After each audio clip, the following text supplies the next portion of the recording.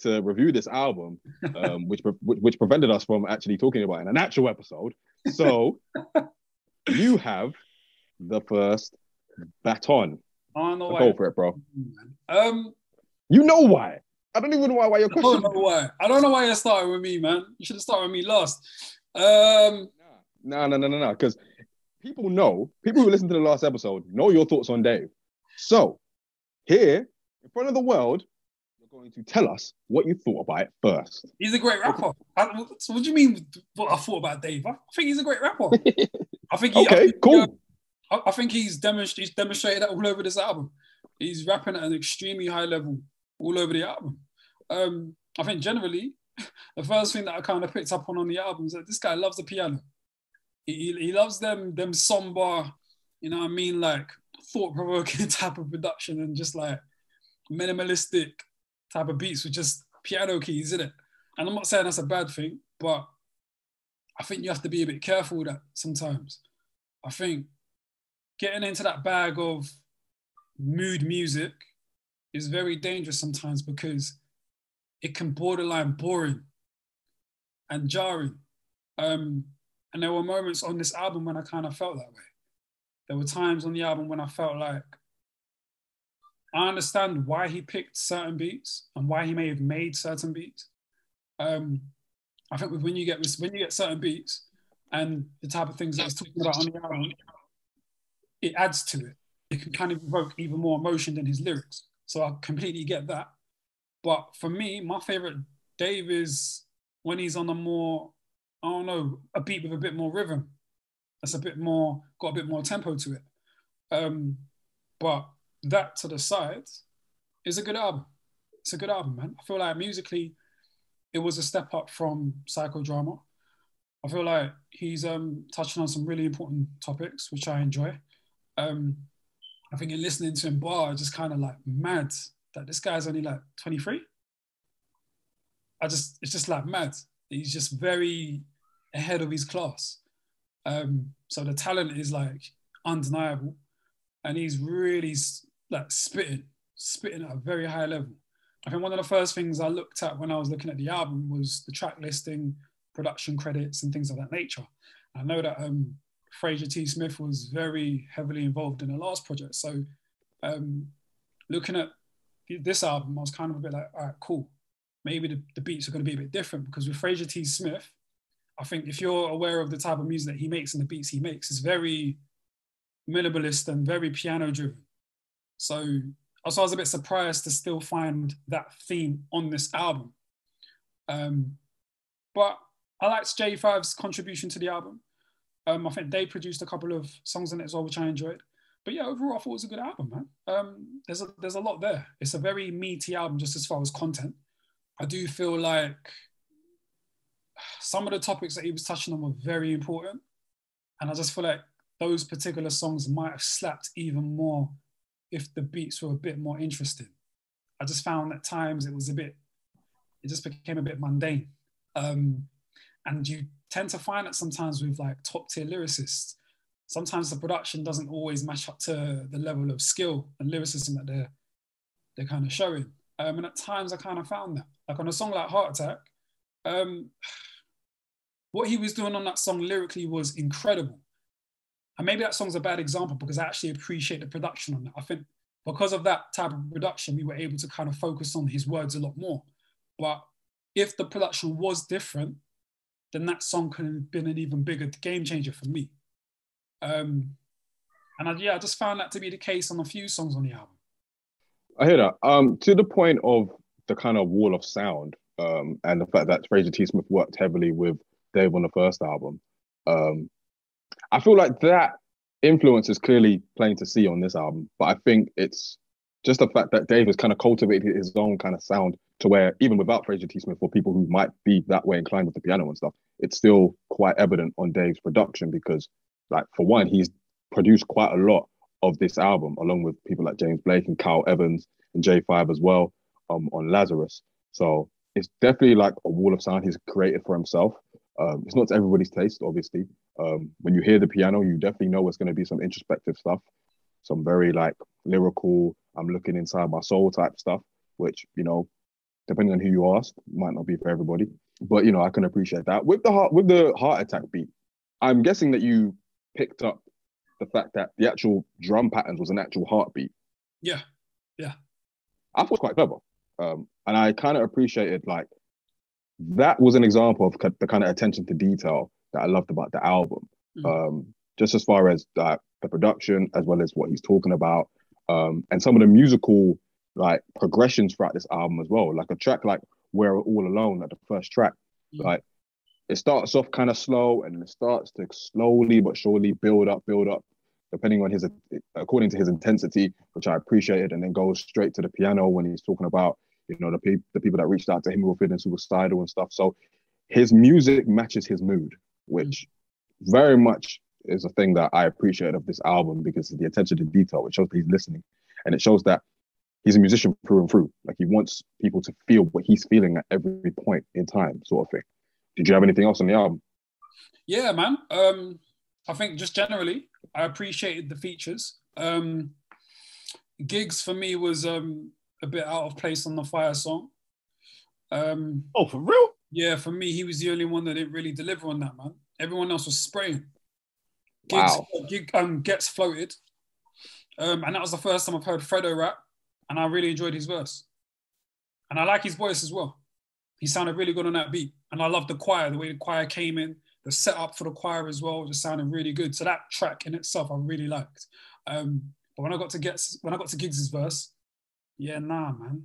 It's just verse I've done it for me, yes. No, like, for me personally, this is the first time I heard Giggs and I went, you sound comfortable here. He's just rapping at a really poor level to me at the moment, man. And I just don't enjoy his rapping at the moment, man. This guy had a bar to the effect of you can't walk in my shoes if you got bunions or something to that effect. And I was just like, nah, what you doing, man? I've got the lyric here. Can't walk in my shoes, you could be risking a bunion. Yeah, nah. Come on, man. Nah, man. Nah. Did you like don't touch me on the streets with the sweeper because the street's pretty dusty? No. See, we're not about to do that though. And I'm not even a Giggs defender. We're not about to break down those lyrics part by part. That's not fair. This is Yemi. Yemi's a troublemaker. Yemi's a troublemaker. That's not fair. How are you going through a line by line? But nah, that's the first time I heard Giggs in years, and I went, yeah, you sound comfortable. I'm not the biggest Giggs fan per se. Like I don't think Giggs had a nice 16 in about 5 years. But this was the first time I went, oh shit, he fits. And it might have been the gas of the song, because every time I heard someone, it just added fuel to the fire. Because obviously I didn't know anyone that was on that song, because he didn't announce it. So when you hear Fredo, then you hear Gets, then you hear Giggs. It's like at that point he can't do no wrong unless he epically fails for me. And he didn't do that. Does that make sense? Yeah, I hear that. I get what you're saying. It was to my surprise when I heard the voices on the track as well. And I was really like, because I hadn't heard the voices before, because they weren't voiced, apart from Gets, like Meeks and Fredo, I'm not familiar with their music or their sound or their voice. So when I heard their voice, I didn't know who it was, but I didn't look at who it was. I just wanted to hear the whole track. Like I was looking at the album without reading the songs as I was listening to it. I just listened to it. So when I heard their voices, I was like, oh shit. I was really interested in like the next line, the next bar, and I was listening to everything. And then when it got to Giggs, and you heard bunions, I was just like, don't do this, man. Just like, don't do this stuff. Come on, man.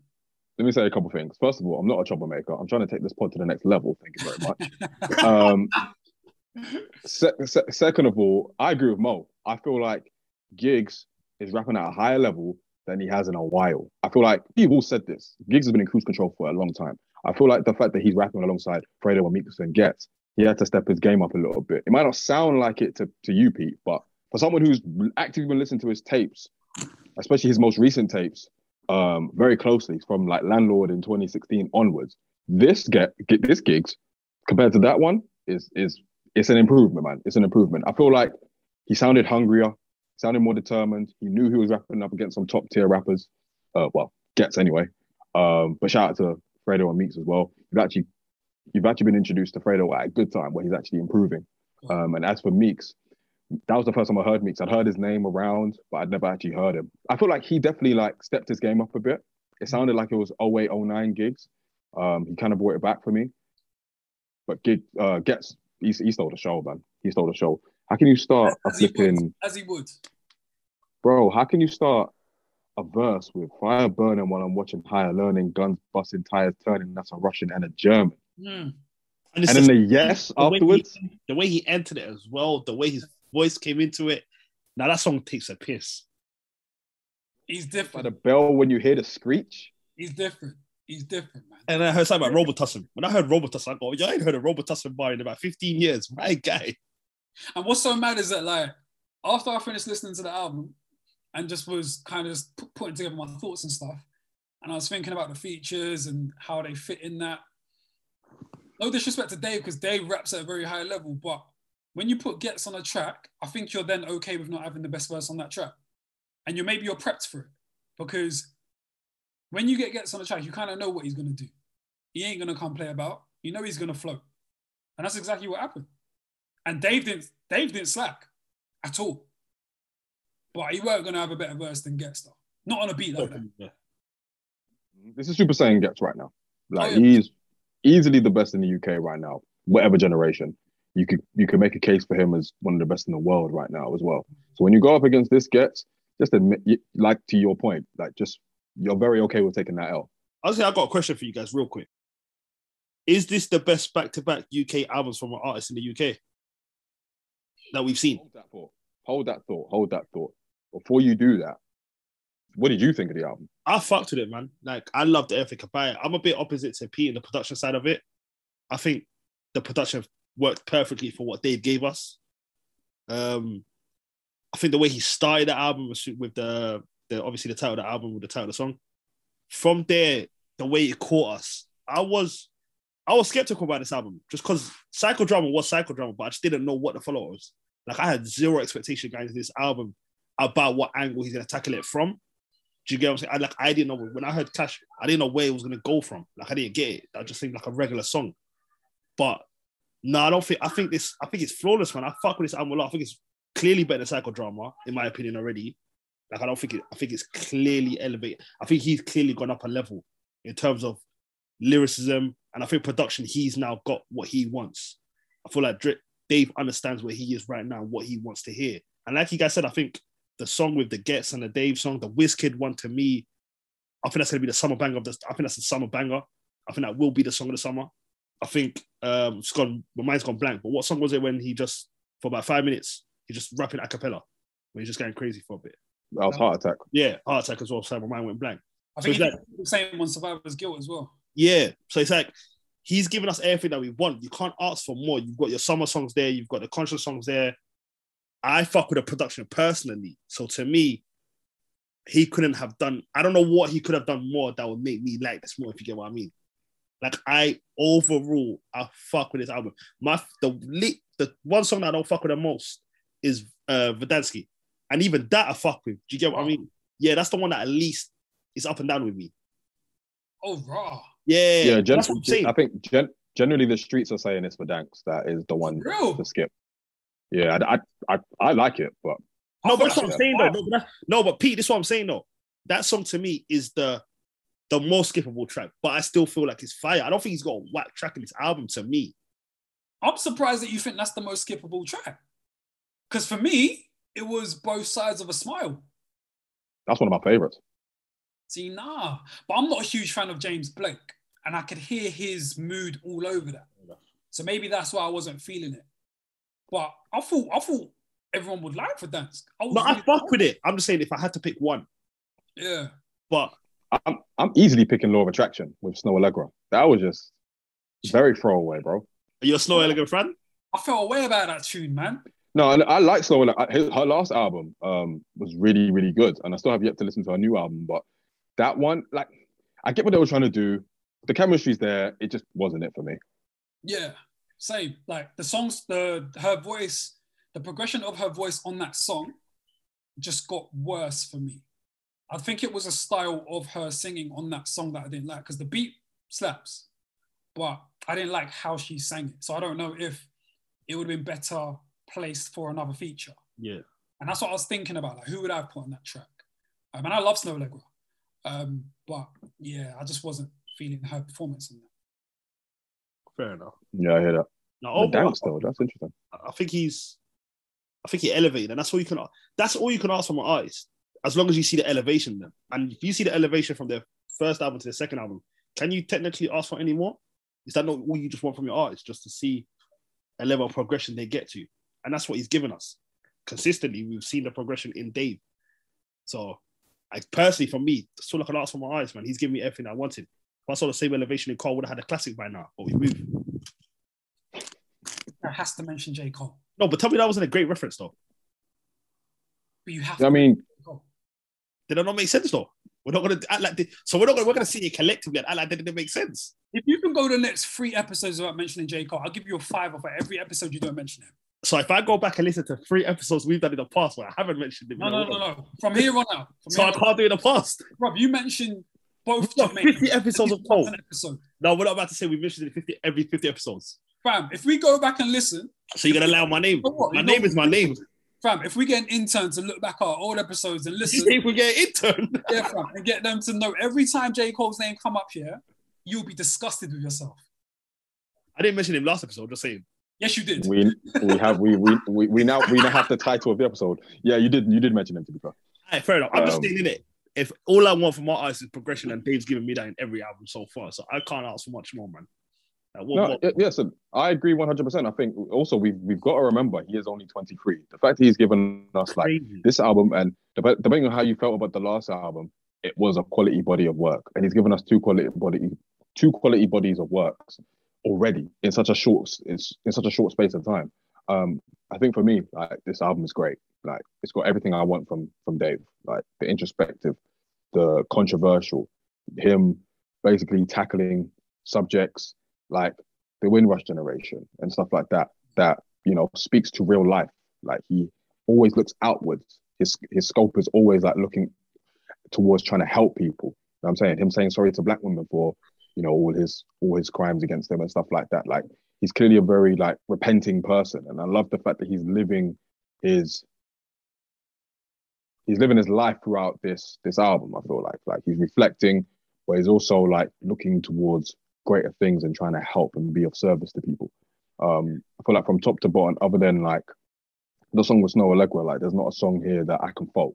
And I'm not always the biggest fan of like long songs, but one way or another, Dave manages to make it work, whether it's through like beat switches, whether it's through features. Like, shout out to Shah Simone on Both Sides of a Smile, who was the female vocal.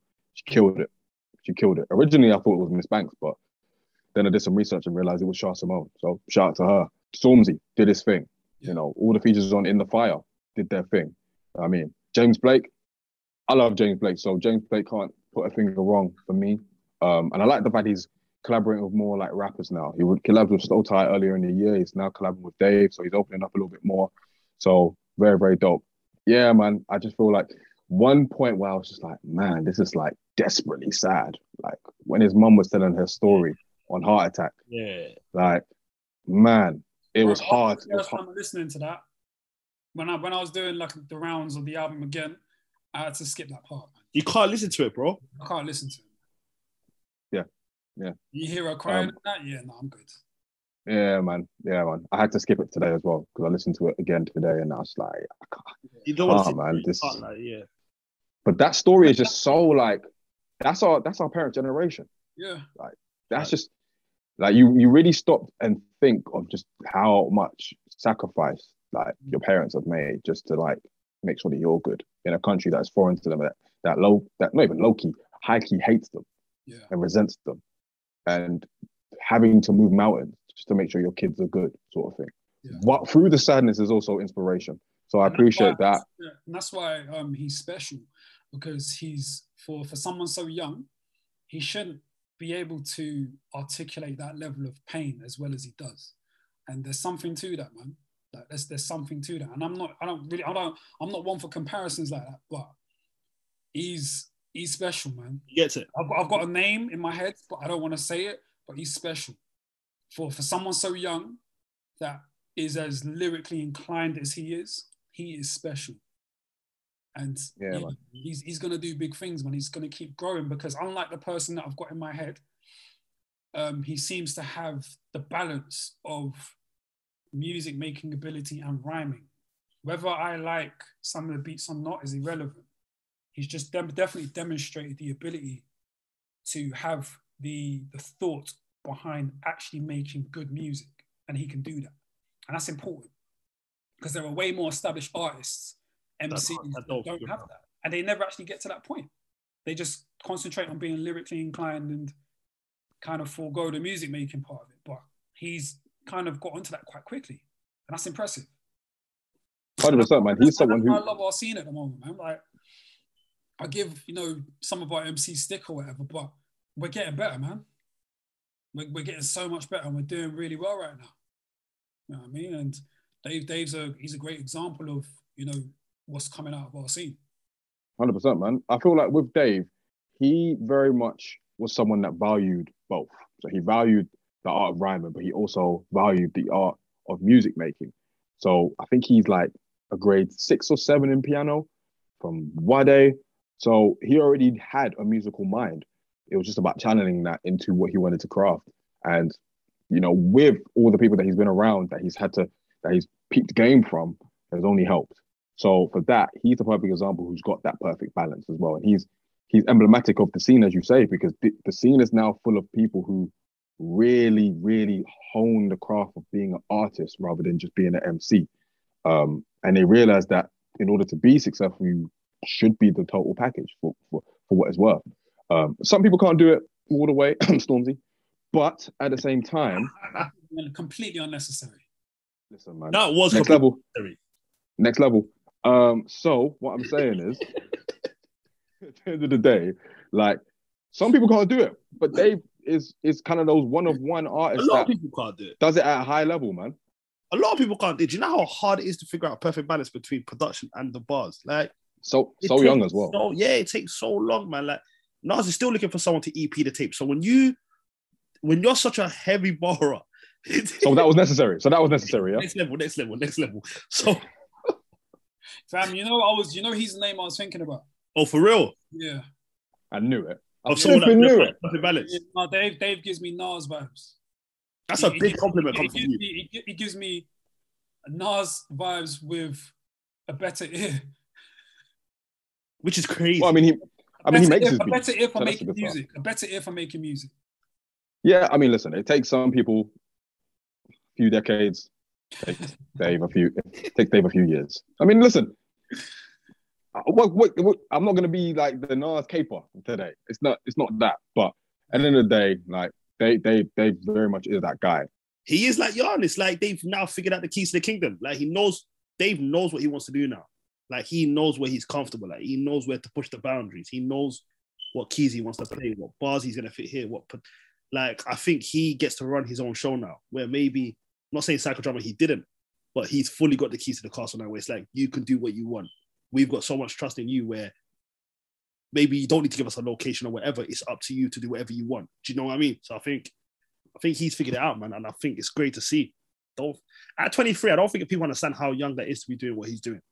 I don't think people have really dissected what we are watching a 23-year-old guy from the UK do. We've never seen it.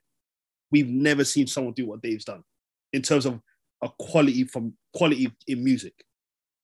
Do you get what I'm saying? We've never seen someone at 23 give us this much quality in music, respectfully. I don't think so. I'm talking production and bars. Yeah, someone can have the bars, but if you look at the production, it might sound a bit dated.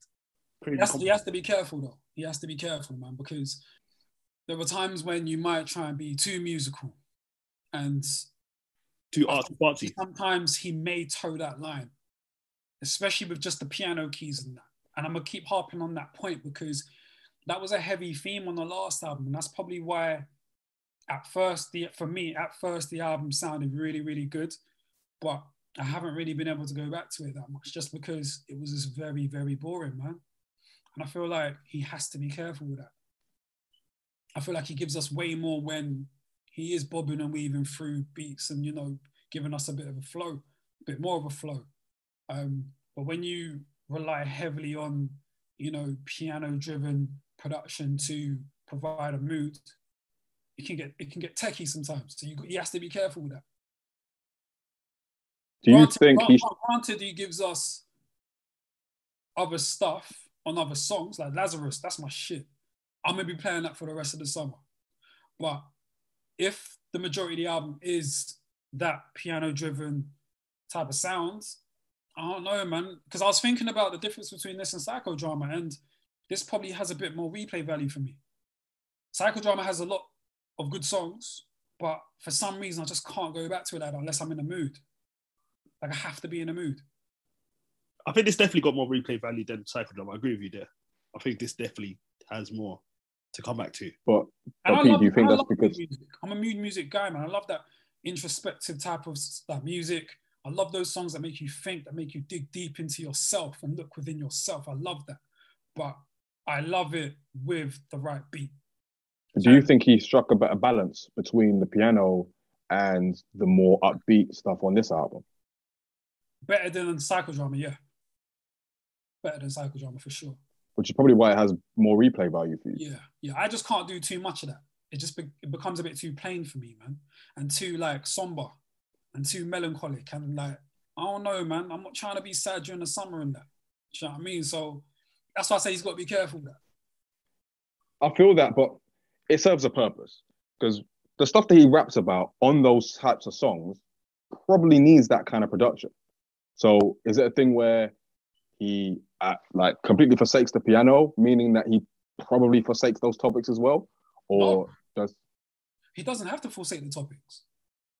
He can keep those topics, but and I'm not saying give us like fucking the stories on is it Three Rivers? Over like a flipping location type of beat. That's not what I'm saying at all.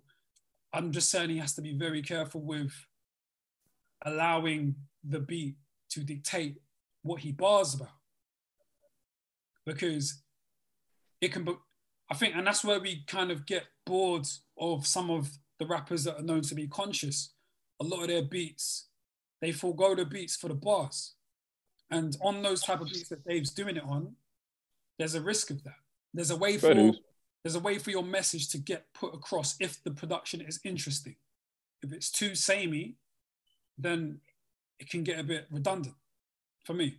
Fair dues. But again, it's to your point, it's mood music. It's not something to be played at cookout in the middle of summer sort of thing. It's definitely there to have you feel something and really to get a perspective of a rapper on the world, basically. So I think it definitely serves a purpose, but I do hear what you're saying. And that's me. Like I'm Mr. Emo. I love that shit.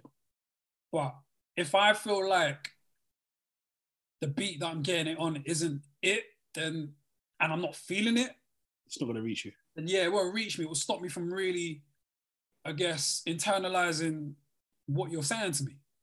And these lyrics are like, yo, I love Dave's bars, man. That's why I messaged you, man, the other day, and I was like, yo, man, Dave's the best rapper in the UK right now. And that was because I was listening to the album. I was like, yo, this guy is too young to be rapping this good. Like, how dare you? How dare you be this good of an MC at this age? And that was just the bars. Forget the beat, just the lyrics. It was a lot, man. It was a lot, and he was going, and he's so like witty. And I worry, man. I feel like whatever he touches turns to gold, at least now anyway. And I think he's 2 for 2 as far as like albums go. So it'd be interesting to see what he does next, because if he does go on this same kind of style, he's the GOAT. Then I'll relax. Well, hopefully he's done. Well, no, I wasn't even gonna say that. Because if he's gonna, I'm saying if he continues on this trajectory, say he goes 4 out of 4, then what are we arguing here? 4 out of 4 what? Say he gives us 4 out of 4 very good albums. Yo, Mo, relax, man. Wait. Let me talk. Respectfully, if he gives us, saying you, man, he's giving us Psychodrama, yeah. Then he gave us this one, and say he gives us 2 more that are very good to classic albums. You're arguing your nostalgia feelings. That's all you're arguing right now. I'm not. You are. Because what else are you arguing it on? What else are you basing it on? Fam, don't tell me that, if he gives us another Psychodrama and another this, that he's the GOAT. No, I'm saying respectfully. If we're just looking at it as, I'm biased. He's 1000% Laptop Heroes. No, not lap, but on album quality wise. Who else has gone 4 for 4? He hasn't. I'm just using a hypothetical term. If he goes 2 more and he goes 4 for 4, in Yemi's opinion and my opinion, who else has done that in the UK? 4 for 4 what? What, good projects? Very good project to classics. Very good to classics. Who else has done that in the UK? I'm not having that. I'm not having that because it takes a lot more than that to be seen at a certain level. I'll say he'll be at that. He'll be in the GOAT status though. He'll be in the GOAT status in terms of the room. He belongs in that room at the very least. I don't know. I'm not just gonna fix my lips to say he belongs in the room because when we consider who's in the room, there's some heavy hitters there. So you already said he's the best rapper in the UK now, right? So he's the best rapper at 23. Generation for sure. Yeah, if he's the best rapper at 23 and he gives us 2 more great albums, what are we on? Who's in his generation though? What'd you say? Who's in his generation apart from Huss? Give me another name. I wouldn't. No, I'm just saying, is he the best rapper in the UK right now, active right now? So when I'm saying he's the best rapper in the UK of his generation, is that even saying much? I mean, I know his generation. No. We're not about to do that because if I start naming people in his generation, you haven't heard them. How do you know? You don't know that. Try me. You don't know that. Fair enough. Go on, give me some names then. What, UK borrowers? Yeah, in his generation. You hear me? Chime in too, please. Because you man make me sound like a hater. Bro, I'm not gonna let you do this. Well, stop saying you, man, first of all. Second of all, this isn't where I was going with my point. So this is all pointless. But cool. Let me chime in. This is Mohammed's fault, though. I still stand by this, bro. We're not arguing this, bro. If he gives us 2 more very good to classics and he's the best rapper alive at 23 in the UK in his generation, whether you respect his generation or not, he can't be held against who he raps against. You can't blame someone for that. Yo, yeah. Your boy makes outlandish comments, yeah. And bro, what are we doing? Why you gotta be my boy? Why you gotta be my boy? Bro, yeah, P, respectfully, who's in your top 5 that has given us more than, if he gives us 2 more great albums, who's he not moving in that top 5? Because I guarantee the 5th person you say he's moving. I guarantee it. Respectfully. He's moving that 5th person. What are we doing here? Nah. Listen. What I will say. But yeah, hold that thought. The reason why I say that, yeah, is the way you man see psychodrama is very different to how I receive it. So the way you're rating it is different from. That's why I said me though. I said if he gives me 2 more. Yeah, but that's why I'm saying it's an outlandish comment because for me, psychodrama ain't better than a lot of our legends, like a Legends debut project. If we want to be real, I don't think psychodrama is better than Retrospective. The difference is Dave's platform was different to Wretch's platform. Much bigger. So that's why I said we got to be careful with it. You can't just jump out the window with them comments. I'm open to the idea of that happening, but I think he's going to be in the room. That's what I'm saying. We got to be careful.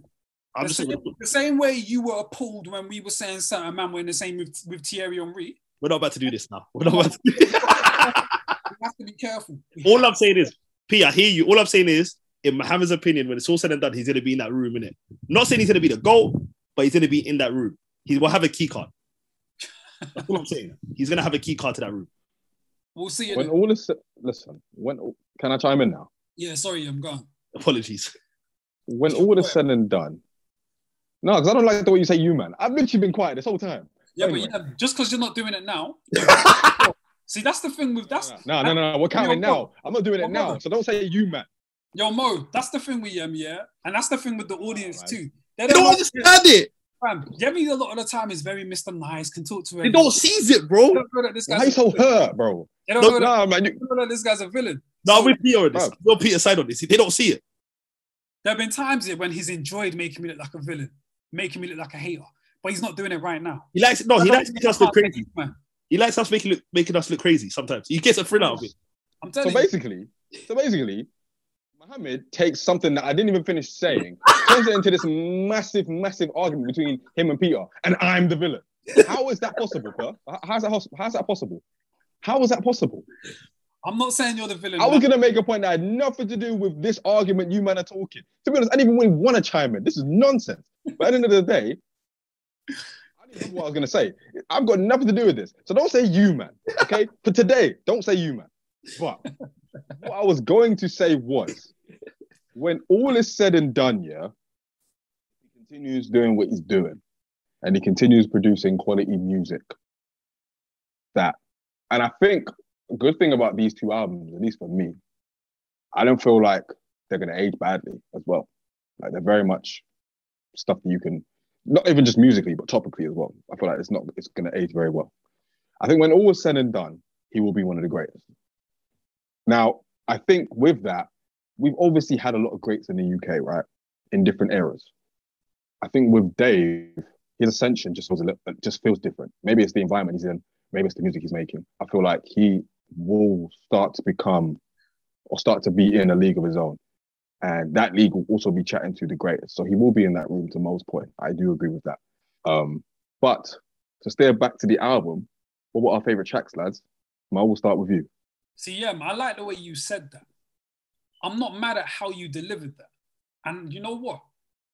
When you put it like that, I'm not mad at that take. But it was the way Mo... All I said is the brother will have a key card. All I said is he's going to have a key card to the room amongst the greats. I didn't even say he's got a key. I said he's got a key card. It's a whole thing.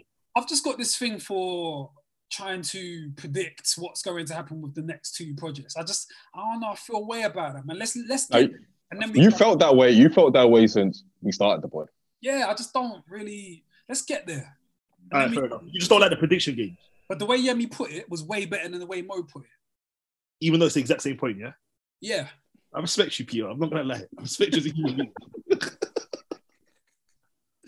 being. So my favourites are, I love System with WizKid. Like, I fuck with it. I think that Heart Attack we already spoke about. In the Fire, Clash.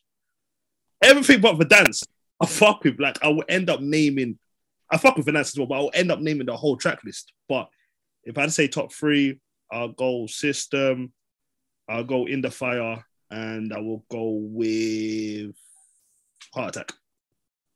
Cool. Pete? I think my favorite five were Lazarus, that shit right there. That's what you call jiggy. That's that jiggy shit that I like. I really enjoy J5's production, man. He's fire. Survivor's Guilt, that was speaking to me way more than Heart Attack. And based on the conversation that Yemi and Nee were having in our brothers group chat, I was anticipating Heart Attack. And I loved what it was, but Survivor's Guilt just hit me different. So that's in my top five. I've got Heart Attack in my top five. Clash with Stormzy, I loved. I thought Stormzy, like, he was quite dope on that. I heard all the subliminals to Chip. It was very, very obvious. He was cheeky. Bit of a piss take, really, if we really want to go there. But I enjoyed his performance on there. We love it. And I liked Verdansk. I thought it was fire. That was fire. It was hard. So those are my five. Hear that. My five are We're All Alone, just for the musical progression. Loved it. In the Fire, the sample, the beat, the rhymes from everybody. Gets especially, and Gigs especially. Of Lazarus. I won't say the word jiggy, but it made me feel that word. It made me feel like I was in Lekki, you know what I mean, with the uncles and your guys, just chilling, maxing, relaxing. Suya. Chicken suya. Yeah, man. Them thing there. Okada's just driving past. You know Okada's just driving past. That's motorcyclist audience, if you don't know. You're welcome. So yeah, Lazarus for sure. Shout out Bodge on that one. Bodge, or I think that's how you pronounce his name, Bodge. Bodge, yeah. So shout out to him. Both Sides of a Smile with James Blake and Shah Simone. The storytelling, fantastic. Loved it. Loved the progression. And Heart Attack, just for like the beat, how ingenious that beat was. Like the fact that the heart is beating and it slowly is beaten away until it's not beating anymore. So I love that as well. To Mo's point, his earlier question about it being like one of the best 1-2 punches in the game. I'm inclined to say it's up there. I'm thinking first and second, by the way. Like best first and second album, like debut and sophomore. Yeah. For me, it's Huss. But Dave was very, very. I mean, to be honest, it's Huss then Dave. As far as the new generation goes, it's Huss then Dave.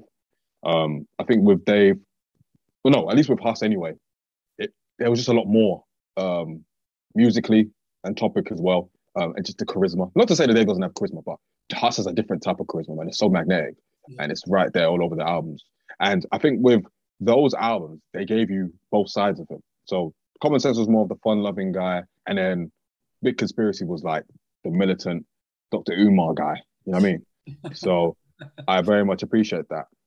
But Dave is number 2 for sure. What do you think, Mo? Same thing as you, to be honest with you. Fucked with Huss's I fuck with the first 2 albums more than Dave's. But all time, like if we're just talking outside their era, off the top of my head, I still got them 1 and 2. What, Huss and Dave first and second, actually. Yeah, I agree with you as well. Yeah, because I mean, a lot of these people are either on their first or second albums anyway. Yeah. So in a lot of ways, the best is still to come from a lot of them. So, you know, that's something very much to look forward to. And as time goes on, we'll get better at making albums as well. Oh, for sure. As they should. Pete, just for the sake of completion, what do you think? See, why you gotta say that? Because I didn't want to leave you out, even though I really want to, because I know what you'll say. But no, it's probably us. Because even as Mo was talking, I was trying to think of that 1-2 punches. And some of our GOATs don't have the best 1-2 punches, to be honest. So it's probably us, to be honest with you. Huss's second album was fire. Even though his first album was what it was, I was there more for the second album just because I missed the boat of the first one, innit? I was late. I was late to the party, so. Yeah, say that. You didn't miss it. You was late. I'm gonna say the second for sure, but yeah, no, Huss probably the best 1-2 punch. Feel that. All right, cool. Well, do we have any final thoughts on Dave? We're all alone in this together. No, just salute to him. He done it, innit? He pulled it out of the bag. Yeah, man. Like big up Dave. I'm really like excited to see where he's gonna go. I'm already thinking about what his next project may sound like. And yeah, I'm just looking forward to his trajectory, really. I think he's only going to get better. He's only 23, which is still insane. And yeah, man, I'm eagerly anticipating what next one may be like. I was thinking, even as I was listening to that album, I was wondering if this guy's been to therapy. Because this guy's, he sounds very self-aware. And there's just some language in there that, I don't know, man. I think I asked the same question when we did the Huss review as well. And they both either demonstrate language that makes me feel like they may have, or they also demonstrate language that makes me feel like they should. So for as self-aware as they both appear to be, it wouldn't surprise me if they both have. I feel like I read somewhere that he has been to therapy. Yeah. I could be wrong.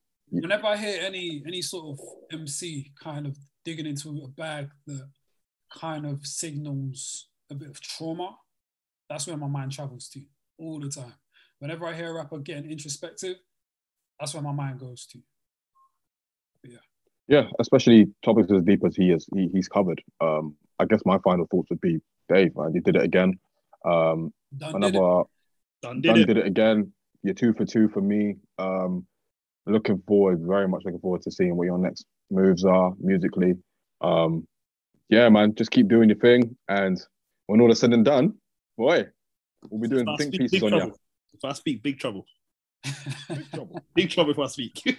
Big trouble. Yeah, for sure. But cool. Well, thank you guys for listening to this. Well, it wasn't as short and sweet as I thought it would be, but knowing us, that's pretty accurate. So thank you for tuning in. Yeah, we'll be back to our regularly scheduled program. We'll have a full episode next week, and we'll also have a guest as well. So keep a look for that, boys. Any shout outs you want to make before we head out? I've got one. I just want to say shout out to Drake, because this time 6 years ago he dropped back to back. For a little fun fact. 6 years ago? Yeah, this day, I think I said this day 6 years ago. Yeah, 6 years ago today, Drake released back to back. Grammy nominated back to back. Hey. And Meek still ain't been the same. He ain't never been the same since.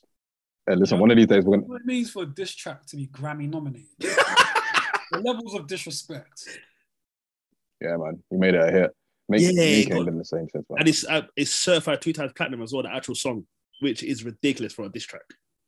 My disrespectful, man. Now, just to put in context, the Drake diss track is arguably just on a performance scale bigger than any Meek solo tracks. You reckon? Solo tracks. Meek by himself, 1,000%. Actually, no, more so than the intro. Let's behave. What song's Meek on by himself? That peak intro. He didn't peak. Let's take. What does peak mean? Like, as in, it's certified the song itself went 2 times platinum. Oh, you're talking about the success? Yeah, just the success rate of the song. Oh, okay. Yeah. Yeah. So, okay. Yeah. Fine. The success of the song is bigger than any Meek solo song. Listen, we're going to have a Meek Mill exclusive episode. And when I speak, Big trouble. Double. Man. And on that side, we're going to take it out. So thank you for listening, guys. You'll hear from us next week. Until then, take care, be safe, stay black, and peace. Peace.